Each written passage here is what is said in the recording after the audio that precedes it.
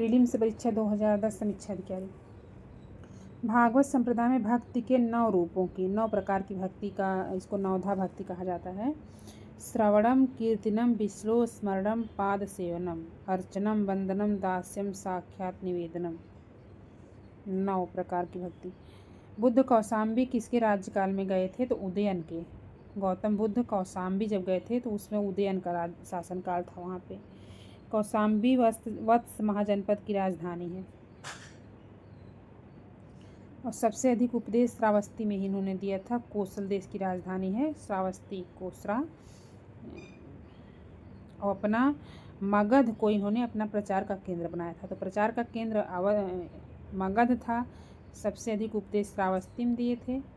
और जब ये कौशाम्बी गए थे तो उसमें उदयन का शासनकाल था। राष्ट्रकूटों को संरक्षण प्राप्त था जैन धर्म। जैन धर्म को राष्ट्रकूटों ने संरक्षण प्रदान किया था।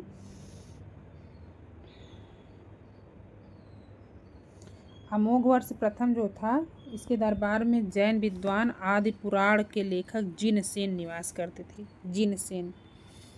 शक विजेता चंद्रगुप्त द्वितीय को कहा जाता है। शक विजेता। पश्चिमी तट पर निवास करने वाली शक जाति के विजय के उपरांत चंद्रगुप्त द्वितीय ने विक्रमादित्य की उपाधि धारण किया। तो विक्रमादित्य या शकारी सभी की उपाधि है चंद्रगुप्त द्वितीय की।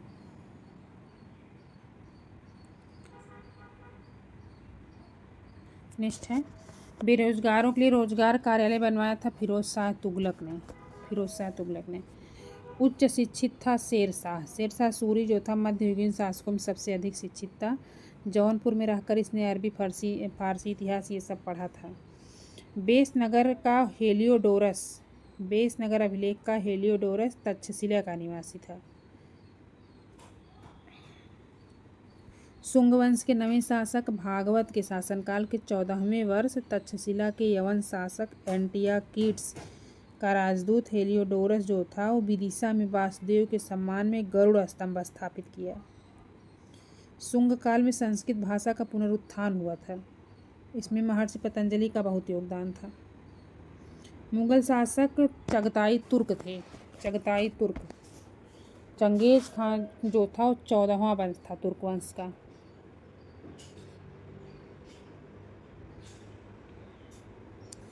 मुगल मनसबदारी के बारे में क्या है? मुगल मनसबदारी, जात एवं सवार पद प्रदान किए जाते थे मनसबदारी में। मनसबदारों के 3 वर्ग थे। तो अकबर के शासनकाल में मनसबदारी व्यवस्था के अंतर्गत जात एवं सवार नामक द्वैध मनसब प्रथा को प्रारंभ किया गया था। द्वैध मनसब प्रथा अकबर के समय में जात एवं सवार नामक पद के अनुसार शुरू किया गया था। जात शब्द से व्यक्ति के वेतन तथा पद की स्थिति का बोध होता था, जबकि सवार पद से घुड़सवार दस्ते की संख्या का बोध होता था। सवार तो घुड़सवारी से संबंधित था और जात व्यक्ति के वेतन से संबंधित था। मनसबदारी पद आनुवंशिक नहीं होता था। मनसबदार की मृत्यु या पदच्युत के बाद यह स्वतः समाप्त हो जाता था। मनसबदारों को नगद या जागीर के रूप में वेतन दिया जाता था। वेतन का कार्यालय मीर बख्शी के अधीन होता था। मनसबदारों को नगद या जागीर के रूप में वेतन दिया जाता था। बलबन ने सिजदा शुरू किया था बलबन द्वारा, इसको समाप्त किया था शाहजहां ने इसको समाप्त कर दिया था। इसके स्थान पर उसने चहार तस्लीम की प्रथा शुरू की थी और पगड़ी में बादशाह की तस्वीर पहनने के लिए भी मना किया था शाहजहां ने।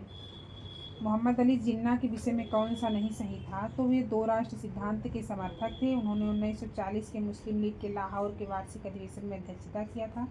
1940 का मुस्लिम लीग लाहौर अधिवेशन अध्यक्षता। असहयोग आंदोलन में उन्होंने भाग नहीं लिया था। सब सही है। इनकलाब जिंदाबाद का नारा भगत सिंह ने दिया था। इनकलाब जिंदाबाद का नारा दिया था भगत सिंह ने। 23 मार्च 1931 को फांसी हुई थी। इन्होंने साम्राज्यवाद मुर्दाबाद और सर्वहारा जिंदाबाद का नारा लगाए थे। ये महिला क्रांतिकारी ने दीक्षांत समारोह में जो गोली मारी थी वो थी बीना दास। अनुशीलन समिति और युगांतर जैसी क्रांतिकारी संस्थाएं जो है द्वितीय चरण में क्रांतिकारी युग में काफ़ी सक्रिय थी। इसी समय हेमचंद्र घोष और लीला नाग ने बंगाल स्वयंसेवक संघ और अनिल राय ने श्री संघ नामक संस्था की स्थापना की थी। तो बंगाल सेवक संघ, हेमचंद्र घोष और लीला नाग। 1931 में सुनीति चौधरी और शांति घोष ने कोमिला के जिलाधिकारी की हत्या कर दी थी। और 1932 में 1 साल बाद बीना दास ने दीक्षांत समारोह के दौरान गोली मारी थी। रामचंद्र पांडुरंग नाम था टाटा टोपे का। 1859 में फांसी हुई इसको। 1907 के भारतीय राष्ट्रीय कांग्रेस के सूरत के वार्षिक अधिवेशन की अध्यक्षता आर.बी. घोष ने किया था। 1907 में रास बिहारी घोष ने। पहले ये नागपुर में होना था, बाद में नरमपंथियों ने इसको अपने गढ़ सूरत में इसको आयोजित कराया था। बाद में जब इसमें फूट हो गई तो बाद में जो अधिवेशन हुआ था वो मद्रास में हुआ था।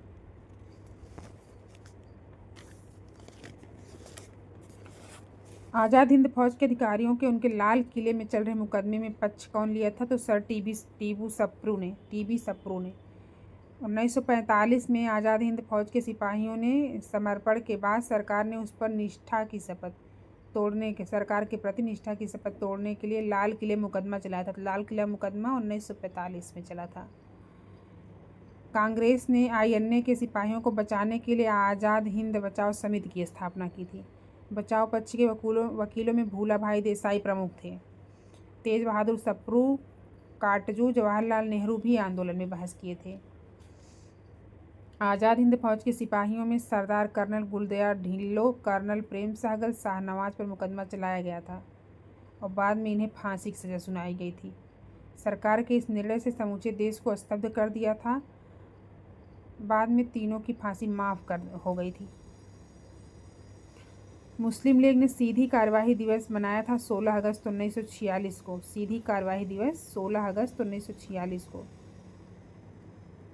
कांग्रेस अध्यक्ष के चुनाव में सुभाष चंद्र बोस ने पट्टाभी सीतारमैया को पराजित किया था। त्रिपुरी में सीतारमैया को पराजित किया था 1939 में। Lala Lajpat Rai unhappy India, Dada Bhai Naoroji poverty and un British rule in India, Rafiq Zakaria the man who divided India Rafiq Zakaria, और डॉक्टर राम मनोहर लोहिया जो है guilty man of India, guilty man Ram Manohar Lohia. Unhappy Lala Lajpat Rai. 1929 के भारतीय राष्ट्रीय कांग्रेस के लाहौर अधिवेशन की अध्यक्षता जवाहरलाल नेहरू ने किया था। कांग्रेस के कलकत्ता अधिवेशन में ब्रिटिश सरकार को दी गई 1 वर्ष की समय सीमा डोमिनियन स्टेट के संदर्भ में समाप्त हो जाने के कारण 31 दिसंबर 1929 को कांग्रेस के लाहौर अधिवेशन का आयोजन किया गया था। इसकी अध्यक्षता जवाहरलाल नेहरू ने किया था। इसमें नेहरू समिति की रिपोर्ट को निरस्त किया गया था जो 1928 में आई थी।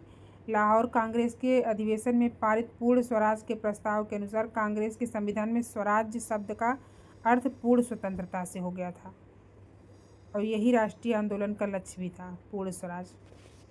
फान जो है वो स्विट्जरलैंड, फान दक्षिणी गोलार्ध में शुष्क गर्म है हवा। स्विट्जरलैंड दक्षिणी जर्मनी पश्चिमी ऑस्ट्रिया से होकर बहती है, उत्तरी इटली तक जाती है ये, और सर्वाधिक प्रभाव इसका स्विट्जरलैंड में होता है फान का। नाथुला सिक्किम में है, लिपुलेख उत्तराखंड, पालघाट केरल, रोहतांग हिमाचल प्रदेश। पश्चिमी घाट की नदियां डेल्टा का निर्माण नहीं करती, वे छोटे मार्ग से तीव्र गति से कड़ी कठोर चट्टानों के ऊपर प्रवाहित होती हैं। दोनों सही है, व्याख्या भी है। सबसे नवीन पर्वत श्रेणी जो है वो शिवालिक है। शिवालिक ये प्लायोसीन या सेनोजोइक युग में इसका जो है हुआ है। सबसे नवीन बलित पर्वत इसी श्रेणी में है। अधिपादप मुख्यतः पाए जाते हैं विषुवतीय वनों में। अधिपादप एपीफाइट वे होते हैं जो दूसरे जीवित पौधों पर उगे या लगे रहते हैं। ये अपना भोजन स्वयं बनाते हैं क्योंकि इनमें परहित पाया जाता है। ये सिर्फ पोषक ये पौधे होते हैं उससे केवल यांत्रिक अवलंब के लिए निर्भर रहते हैं, बाकी भोजन स्वयं बनाते हैं। इन्हें वायवीय पादप या एरियल प्लांट भी कहा जाता है क्योंकि इनकी जड़ें जो है मृदा से नहीं लगी रहती हैं। इसके अंतर्गत आर्किड पौधे आते हैं। आर्किड। जूट पश्चिम बंगाल, चाय असम, रबर केरल, गन्ना उत्तर प्रदेश। एक फसली कृषि की विशेषता होती है व्यापारिक अन्न कृषि जो होती है वो एक फसली कृषि उत्पादित की जाती है, एक वर्ष में एक फसल का उत्पादन किया जाता है। वनों का उच्चतम प्रतिशत मिजोरम में है, मिजोरम में वनों का उच्चतम प्रतिशत है। और दूसरे स्थान पर है अरुणाचल प्रदेश, तीसरे पर मेघालय, चौथे पर मणिपुर। तो मीजो अरुण में हीरा कार्बन का है से संबंधित है, संगमरमर कैल्शियम से, रेत सिलिकॉन से, माणिक या रूबी जो है वो एल्यूमिनियम से संबंधित है। हीरा, ग्रेफाइट, फुलरीन ये कार्बन के क्रिस्टलीय अपर रूप हैं। चारकोल, कोक इसके अक्रिस्टलीय अपर रूप हैं। चारकोल और कोक इसके अक्रिस्टलीय अपर रूप हैं।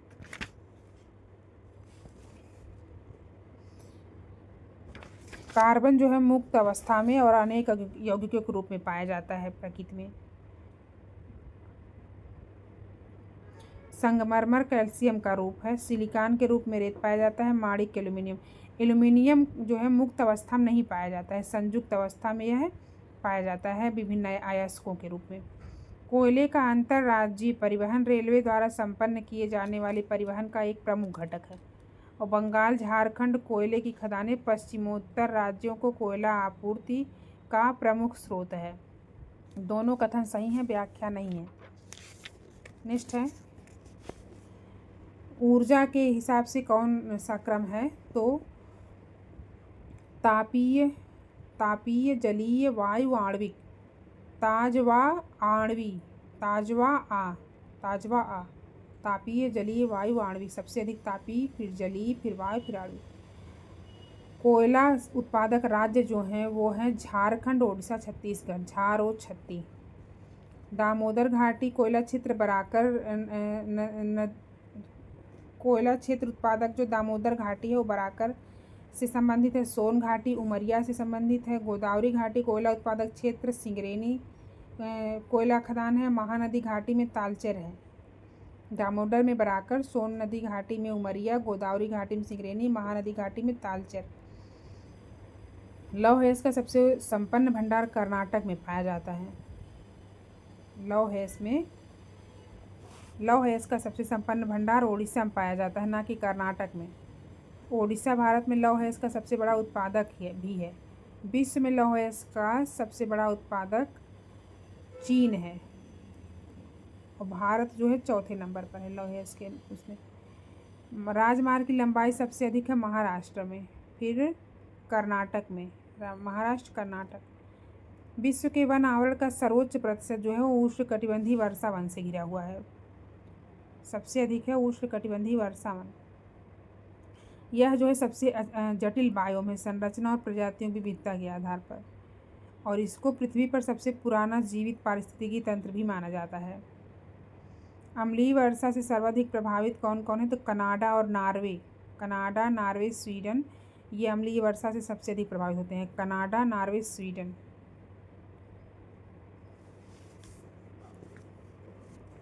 नेक्स्ट है नागोया सूती वस्त्र से संबंधित है। सलेम लौह एवं इस्पात उद्योग, लॉस एंजलिस हवाई जहाज और अबादान तेल शोधनशाला। रबर मलेशिया में, जैतून इटली में, कहवा कोलंबिया में, गन्ना मॉरिशस में। 2011 जनगणना में 912 है लिंगानुपात और शिशु का 902 है। 912 और शिशु का 902। 2011 के आंकड़ों के अनुसार लगभग 77% जनसंख्या गांव में और 22% नगर में रहती है। कुल साक्षरता 67 है भारत की। पुरुष साक्षरता उत्तर प्रदेश की सबसे साक्षरता 67 है, पुरुष की 77 है, महिला की 57 है। सबसे अधिक आबादी प्रयागराज की है। न्यूनतम आबादी महोबा की है, उत्तर प्रदेश की। भारत के प्रगतिशील जनसंख्या संसाधन क्षेत्रों में सम्मिलित किए जाते हैं कौन कौन? तो गंगा यमुना दोआब में सबसे अधिक जनसंख्या पाई जाती है। दूसरा तमिलनाडु क्षेत्र में, नीलगिरी क्षेत्र भी इसमें आता है। भारत के बृहत नगरों में जनसंख्या वृद्धि में भिन्नता पाई जाती है, बिल्कुल सही है। महानगरों में जो है 4 महानगर, उनके हिसाब से देखेंगे तो सबसे अधिक जनसंख्या मुंबई में है, उसके बाद दिल्ली में है, फिर कोलकाता में है। दिल्ली, मुंबई, कोलकाता। राष्ट्रीय जनसंख्या नीति 2000 की घोषणा अटल बिहारी वाजपेयी ने किया था। राष्ट्रीय जनसंख्या नीति 2000 की घोषणा अटल बिहारी वाजपेयी ने किया था।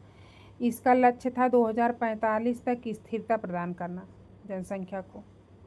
देश में पहली जनसंख्या नीति 1976 में घोषित की गई थी। पहली जनसंख्या नीति जो है वो 1976 में आई थी।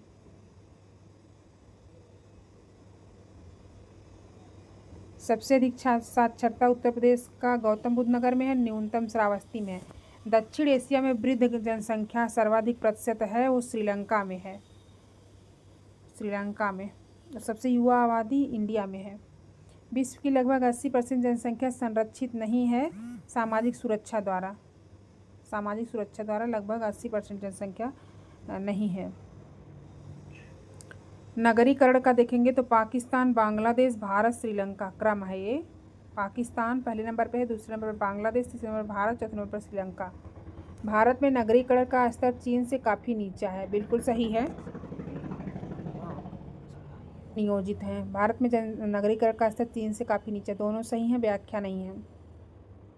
न्यूनतम यौन अनुपात केंद्र शासित प्रदेश में है, वह है दमन दीव।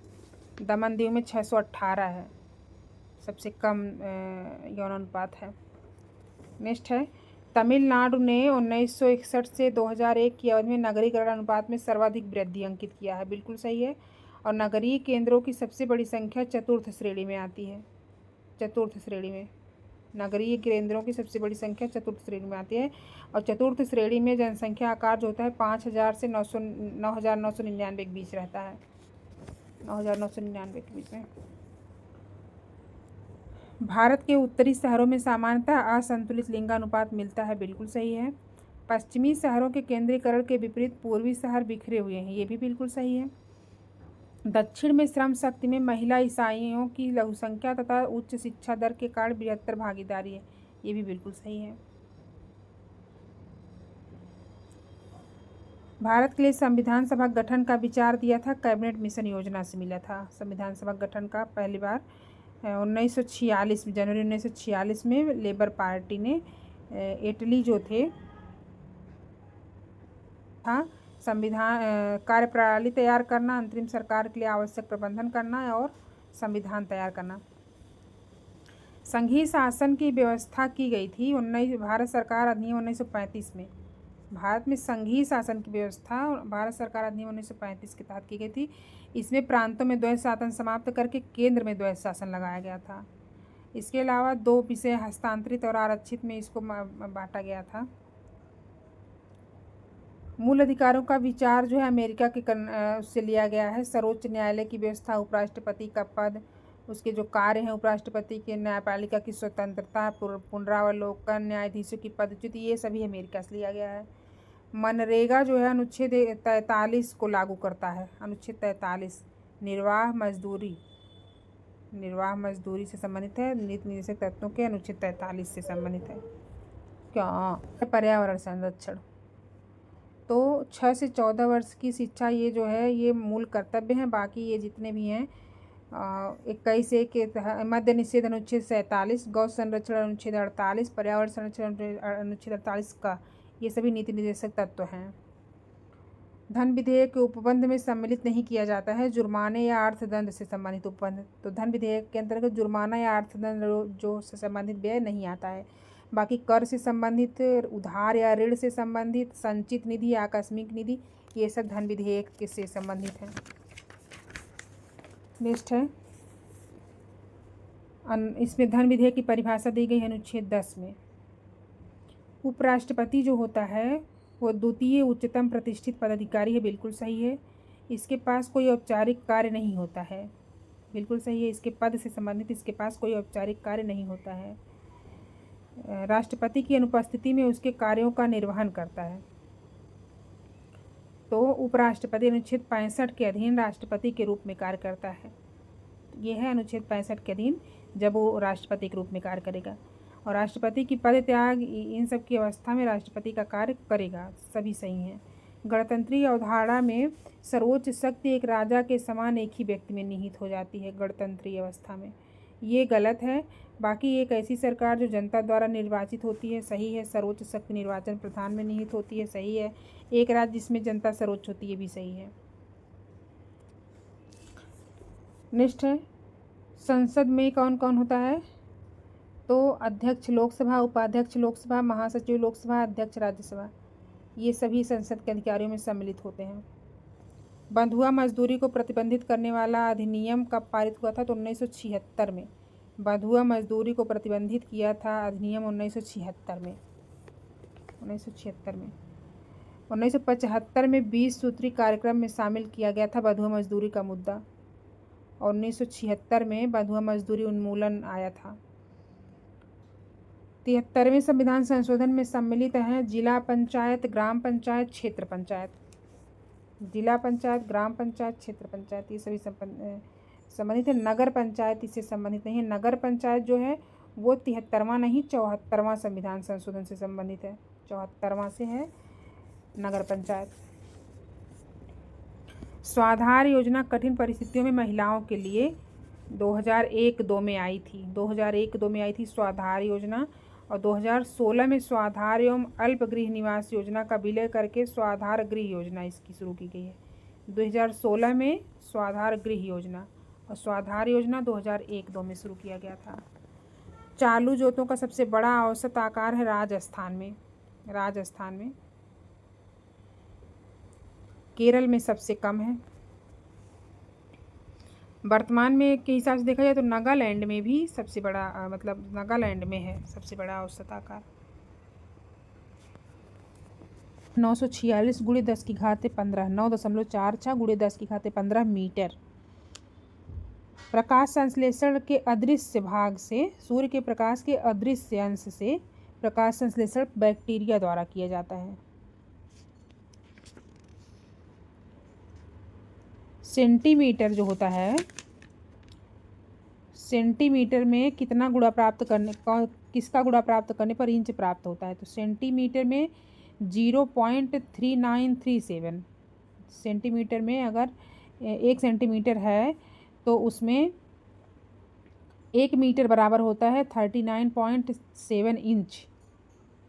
39.7 इंच।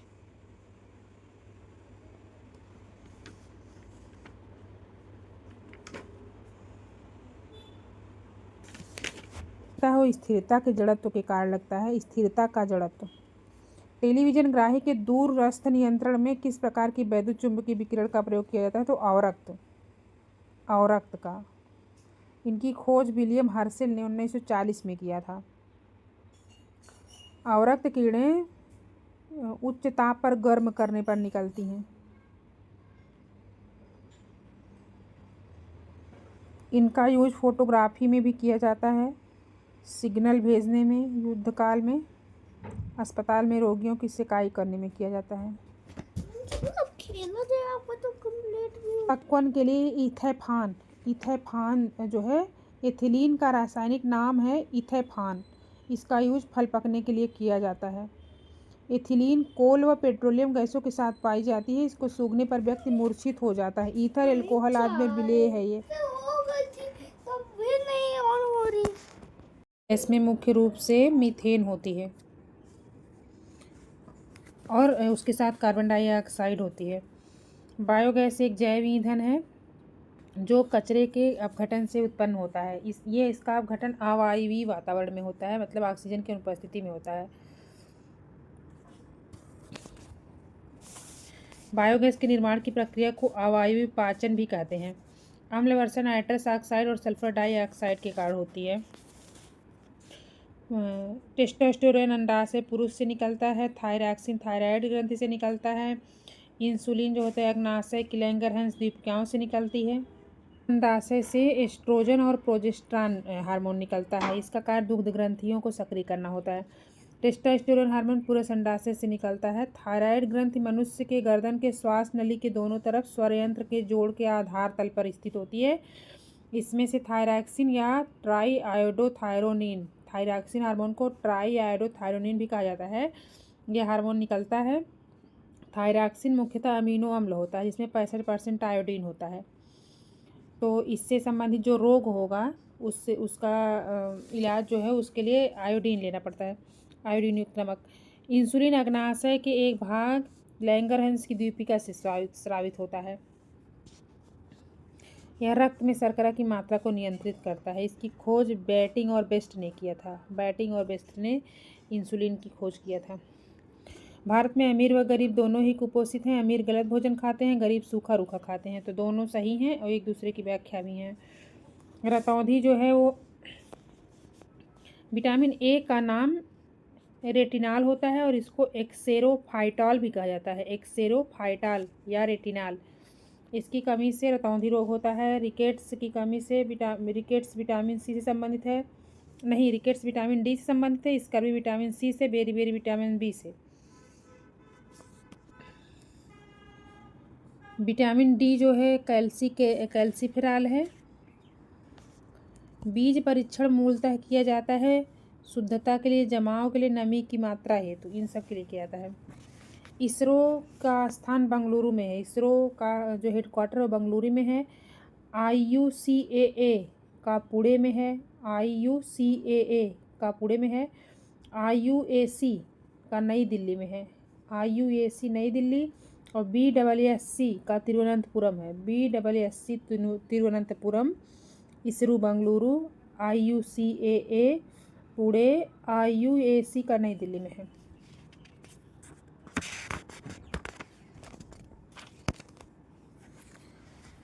भारत का अंटार्कटिका पे समुद्री अध्ययन केंद्र जो है वो गोवा में है। भारत का अंटार्कटिक और समुद्री अध्ययन केंद्र गोवा में स्थित है। गोवा के वास्को डिगामा स्थान पर स्थित है। इसकी स्थापना 1998 में प्रेमचंद पांडे ने किया था। वर्तमान समय में भारत का अंटार्कटिक शोध संस्थान मैत्री और भारती हैं। हरित गृह प्रभाव मुख्यतः घटित होती है वायुमंडल में कार्बन डाइऑक्साइड के कारण। एक क्षेत्र के प्रारोहण में समयांतर क्रमबद्ध परिवर्तन को कहा जाता है अनुक्रमण। वातावरण में परिवर्तन के कारण पहले के जीवों के स्थान पर नए जीव आ जाते हैं और नया समुदाय स्थापित हो जाता है। इसी को पारिस्थितिकी अनुक्रमण कहते हैं। अनुक्रमण जो है एक दीर्घकालीन प्रक्रिया है। इसके अंतिम चरण में एक अस्थायी और चरम समुदाय स्थापित होता है। तो एक क्षेत्र के प्रारोहण में समयांतर क्रमबद्ध परिवर्तन को अनुक्रमण कहते हैं। उत्तर प्रदेश के किसका क्षेत्रफल सर्वाधिक है? तो लखीमपुर खीरी सबसे बड़ा है। लखीमपुर खीरी, उसके बाद सोनभद्र है, उसके बाद सीतापुर। लखीमपुर खीरी, सोनभद्र, सीतापुर। आलू, गेहूं, गन्ने का सबसे बड़ा उत्पादक है। जो ये यूपी है वो आलू, गन्ने, गेहूं का सबसे बड़ा उत्पादक है। फूल उत्पादन में आंध्र प्रदेश नंबर 1 पे है। नाभिकीय ऊर्जा परियोजना जो है नरौरा में है। उत्तर प्रदेश के बुलंदशहर में नरौरा स्थान पे है। कर्मा और सीला नृत्य जो है सोनभद्र, मिर्जापुर में कजरी, मिर्जापुर में आल्हा, बुंदेलखंड, महोबा में और देवासरी धार्मिक स्थल बाराबंकी में है। लकड़ी के खिलौने वाराणसी और लखनऊ, खेल का सामान मेरठ, पीतल की मूर्तियाँ मथुरा, दिया सिलाई बरेली, सहारनपुर, इलाहाबाद, रामपुर, इन सब जगह बनता है। Doctor Ambedkar institute of technology for handicapped ये है आगरा में, कानपुर में है ये उत्तर प्रदेश और विश्व बैंक की जो है 1997 मिलकर किया था। विश्व बैंक और उत्तर प्रदेश सरकार ने 1997 में किया था इसकी स्थापना। सबसे पुराना विश्वविद्यालय इलाहाबाद विश्वविद्यालय 1887 में बना था। इसको 2005 में केंद्रीय विद्यालय का दर्जा प्राप्त हुआ। BHU 1916 में बना था।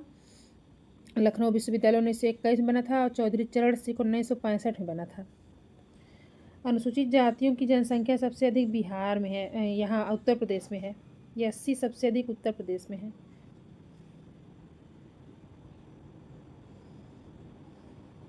रामपुर जो भारत में प्रथम गांव अपना सौर ऊर्जा प्लांट लगाने वाला बना है वो उत्तर प्रदेश में है। रामपुरा प्रथम गांव है अपना सौर ऊर्जा प्लांट लगाने वाला, उत्तर प्रदेश के बुंदेलखंड क्षेत्र में है। खां, पखावज, अयोध्या प्रसाद।